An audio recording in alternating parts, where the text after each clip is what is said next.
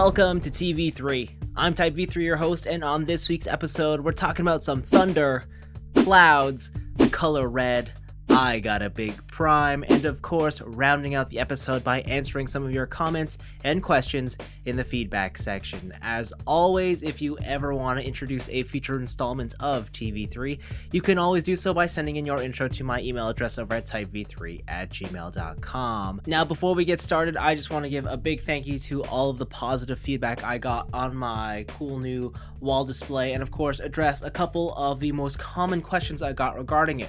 First of all, will I be able to change out this display every week? Probably not, but there will be small, subtle changes week to week depending on how I rearrange new items or whatnot. For example, I'm not sure if you can see it, but I'm missing a Figma box right here. The second most popular question was, can I review Perfect Grade Unicorn? No, that probably won't be happening anytime soon, sorry. Anyways, let's get on with the show. Alright, we're opening up the news section this week with two new Figma announcements. The first one comes from a sports anime, probably the hottest new sports anime in recent years. That's from Haikyuu, and this is, of course, the lead character, Shoyo Hinata, from the Crows, I believe. The Karasuno Crows? I can't quite remember the name of their team. But I do love the anime. It's a volleyball anime. Now, this figure looks like Shoyo, comes with a volleyball, but the reason I want to point this out is because this Figma comes with a volleyball net, and that is just cool. That is just, I love sports anime toys just because of how far they can go with including the representative sports equipment. For example, for Yomushi Pedal, they included the bicycle, and obviously in other sports anime, like they include a baseball bat or a baseball, but this is including an actual volleyball net. The only way they could have outdone themselves is if they included the court that this net could lay on. And hey, don't rule it out, it could happen. The other Figma announcement is the one that actually has me super hot and bothered because it is of Figma RED from Pokemon. Now, you will know Red if you've played the original versions of the Pokemon games Red and Blue. Red is the player character. It's the character you play. However, he probably got more recognition as this character from the Pokemon manga adaptations where Red was the hero of that series. And I guess for me, the reason I love Red so much is because of his appearance in the second generation games, Gold and Silver, where at the end of the game, after you beat both regions, after you beat the Elite Four, you go up to this mountain and you fight the ultimate trainer, and it is none other than Red, and he smokes you with a level 80 Pikachu. Now, Good Smile have done a Red figure before in their Nendoroid series, and I kind of missed out on it. I just waffled on it, and I never ended up getting it, but in my heart, I always wanted a Figma, and here it is. It looks incredible. It's coming with the 3 starters, Charmander, Bulbasaur, and Squirtle, and as a Good Smile bonus, there is a Pikachu, which was just cruel because you know you want the Pikachu. The really upsetting thing about this is that there's actually 2 different Pikachu exclusives. One is exclusive to the GSC shop, the other one is exclusive to the Pokemon Center, and the Pokemon Center one is the Pikachu that I think everybody wants because it's the one that he's not winking in. So that's a bit of a bummer because to get things from the Pokemon Center are a bit more difficult than not. However, there is one extra bit or another extra hoop to jump through to get this figure, and that is because of Pokemon's licensing issues, it has a very limited shipping window to certain countries. So basically, it's half of Asia is the only place that they can send it to. So I'm talking Japan, Korea, the Philippines, Thailand. That's kind of the only zones they're going to ship it to. We're probably going to have to wait for this to be released over on the North American Pokemon Center for it to get a proper Western release. That said, I do live in Canada, which means that I'm still unable to get a hold of this. So if I really want this, and trust me, I do, it's going to cause me a lot of pain and struggle and strife, but I'm willing to go through with it because it's Red, and Pokemon's such a big part of my life growing up, and I cannot go without this. Anyway, speaking of strife, the next figure comes from PlayArts Kai. It is a Final Fantasy character, arguably the most popular one of them all, and it is Mr. Strife himself, Cloud Strife in a new limited colorway. Now, to be honest, I don't know what the differences are this limited colorway, but I think the figure looks great. I originally wanted the first release of this, but I passed on it due to budgetary reasons. But it's getting a re-release in this new limited color is better than the original, which is a bit of a shame for those who picked up the first release, because I think I'm not alone in thinking that this is the better color to go with. And of course, as a player at Sky and being Final Fantasy and being Cloud, you can bet it to be expensive and tough to get a hold of if you don't secure a pre-order. But I definitely want to try and get this one. You know, Final Fantasy VII, regardless of your opinion, it is one of the biggest things in video games. And hey, what you don't know is I'm looking at posters of Final Fantasy VII on the other side of this room because, yeah, I definitely like FF7. So I definitely want this figure of Cloud. On a related repaint front, Bandai are re-releasing their first metal robot Damashii of the High New Gundam, this time in a colorway that's a bit more appealing to my tastes. You see, the first time this figure was released, this was the first metal robot Damashii, it was the High New. I was super interested because I always wanted the metal build Gundams at a smaller scale, and they did it, but this High New that they released, well, first of all, I'm not the biggest fan of the High New, and I didn't quite like the colors they chose because they chose like a royal blue and a white. For this new colorway re-release, they've gone more with a indigo or something in between blue and violet, and I love that color, and I think it looks great here. It's also coming with new packaging and a new display base so that you can show everybody your Gundam's fancy name tag. So yeah, I'm looking forward to it. I'm still undecided if I want to get it, but I do think these colors are superior to the original release, and I personally am way more tempted than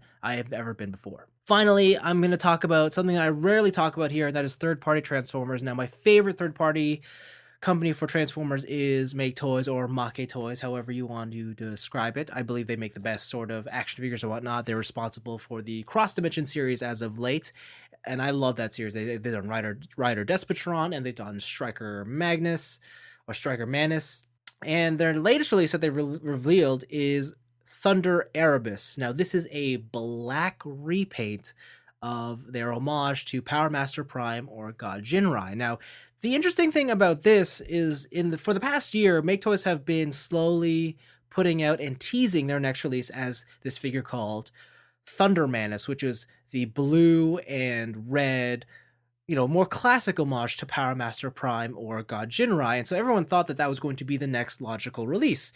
Turns out they flipped it, and they're doing the black repaint first, which is both awesome and cruel, because I think it goes without saying that everybody out there would love to have a Power Master Prime in the traditional blue and red colors. Releasing the black one first is kind of just, well, if you were looking forward to this figure for a year, and the mold is available to you now in a colorway you don't want, are you going to bite and get it and then double dip when you get the actual colors you do want? So this is not new to the toy industry. This has happened many times before, and I have definitely fallen for this awful business tactic, and I think I'll do it here again because, listen, I love God Jinrai, and I was always going to buy the blue and red one. However, if that's coming second and the toy is out now or it's coming out first in this black colorway, I don't know how I'm not going to bite on it. So I really do think I'm going to pick this up. And hey, black primes are always cool. But truth be told, if there was any other repaint of this toy that I would want, it would be in Fire Guts colorway or the Fire Guts Convoy where he's orange and red. And honestly, I can see that happening down the line too. Alright, so I did buy some stuff this week, and first up is a Gundam. I got the high-grade Build Fighters. What's this Gundam's name again? The Gundam Schwartz Ritter, the gold and black version, somewhat redone version of the Denial Gundam with the cool new sword cape thing. Looks awesome. I will build it one day, but not today.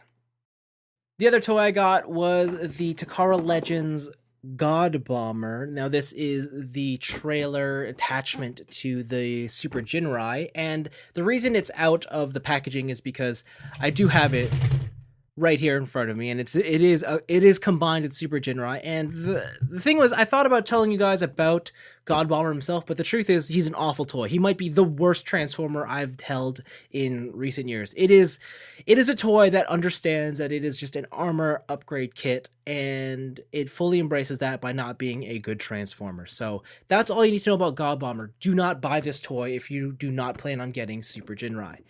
That said, what is Super Jinrai like? Well, first of all, I think he looks awesome. He's huge and he just looks cool. There is an alternate transformation where you can have these wings displayed right behind him, but honestly, in person, I kind of quite like the tall wings look now, and I feel like it gives him just a broader and more imposing silhouette. That said, this is a toy that looks great, but is awful to play with. There is just a lot of problems with this toy that I really they just irk me. A lot of the way that thing combines together, it doesn't lock super securely, and there's a lot of ways that, let's say, for example, his biggest weakness is the ankles. They're just not the stiffest platform to support this huge body on. And every time I think about this toy being bad, it doesn't really upset me because a little bit of a history lesson, but this toy actually once started life out as this toy, the Ultra Magnus from Combiner Wars, and then basically this toy got remolded into Power Master Prime, which then got remolded into Super Jinrai, which then has to attach to God Bomber to create this.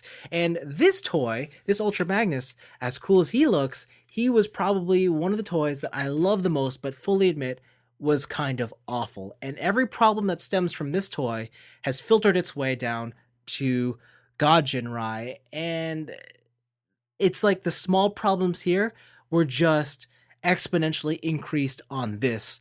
And so that's where Jinrai is a bit of a failure in my eyes, but does he look good on the shelf? Totally. So basically, as a display piece, he's awesome. Just don't attempt to play with him, and he justifies further reasoning for looking forward to that Make Toys release of the God Jinrai homage. Alright, it's time to answer some questions, and the first one comes from Excalibur Sapphire, review of the Perfect Grade Unicorn. Probably not, but who knows, maybe someday I will.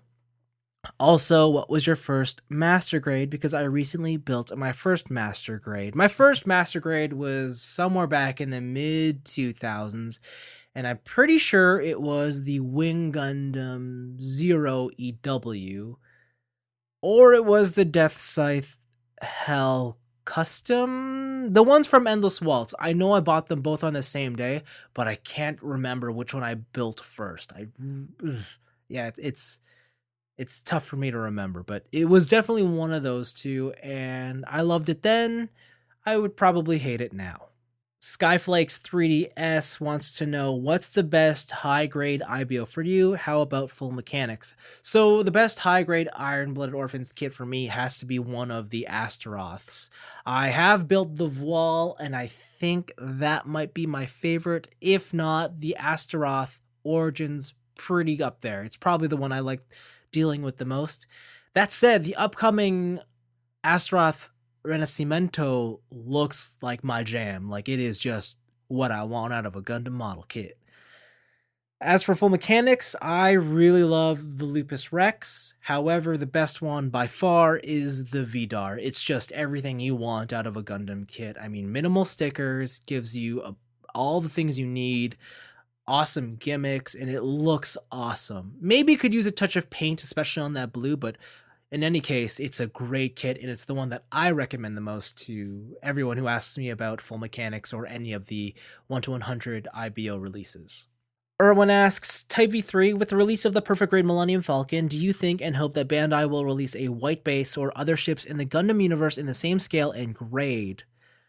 Honestly, no. The only reason Perfect Grade Millennium Falcon exists is because the Star Wars fan base is huge. Now, you can argue that the Gundam fan base is equally as huge, but the thing about the Gundam fan base is that it's very fractured, right? With Star Wars, there's just one Star Wars. Like, there is no alternate Star Wars timeline. There isn't any other sort of things. I mean, yeah, you can argue that there was the EW or the EU and there's the video games, but at the end of the day, Star Wars is Star Wars, whereas Gundam is, there's UC, there's after Colony, there's Future Century, there's even Build Fighters is its own universe, right? And all the fans are split among that. And I think that's always been, I suppose, Bandai's biggest problem with Gundam, in that not every Gundam fan likes everything about Gundam. I mean, take me, for example. I really love Build Fighters and kind of hate everything else. So I would never even want to buy a perfect grade ship from anything other than Build Fighters. And even when you look at the Gundam's biggest, I suppose, fan base, which is UC, I mean, is there a ship there you would want? I don't think there's one out there that all Gundam fans can agree on as being a ship that they would all spend money on. As for White Base, definitely not in a perfect grade form. I could see them releasing it as parts to a smaller scale, but definitely not PG level. Dragon69 Ret wants to know if I like Yowamushi Pedal, the cycling anime. Yes, I do. Why do you think I bought a road bike? Lawrence Devthung has a question. What's your favorite design aspects and thoughts on Kamen Rider Drive? So I really like Kamen Rider Drive, but then again, I've always loved cars, and I suppose a Kamen Rider based on cars was always going to be hard for me not to love. So yeah, Drive is, I think it's a good series. I don't think it's my favorite, but it's definitely a fun, and it's probably the most, I would say, traditional of the recent Kamen Rider series. Like, in terms of the formula it follows, it feels very traditional in that sort of sense. My favorite design aspect from Drive is their deliberate yet subtle use of asymmetry in suit designs. I mean, you look at Drive, and Drive is predominantly this symmetrical figure, but he has a tire that goes right diagonally across him. You look at Machine Chaser. Now, that guy is full of asymmetry, but the way that they've blocked his colors and grouped a lot of his design aspects give a sense of balance to his uniform. And even on Mach might be the most symmetrical of all the designs, but he's got that ascot on the one side, and that for me just does it, right? So yeah, the subtle yet deliberate use of asymmetry in Kamen Rider Drive has probably been my favorite thing on that show. And finally, Nicholas Martinez wants to know, do you have a favorite type of weapon? For me, it's scythe and sword. Keyblade. Yes, I know Keyblade is a sword in the sword category. I'm pretty simple. I like pistols, whether you got one, two's better, but I love it when, people use that gun kata, like Dante and Devil May Cry. I can't get enough of it. I know it's so cheesy and stereotypical, but I love it when people use guns as melee weapons. I think it's just the coolest thing. All right, and there you have it. Another episode of TV3 over and done with. I hope you guys enjoyed it. Again, if you want me to elaborate further on any other of the items that we covered in this episode, or if there's anything that I forgot to mention that you want me to discuss, feel free to leave your comment in the comment section below, and I'll be sure to get to it in a future episode. Now, next week is the return of Toy Talk with myself, Peter, Meads, and Gabe. So make sure you tune in for the live stream of that on Monday evening. If you don't show up for that, then I will see you all in 2 weeks' time. Until then, see you later.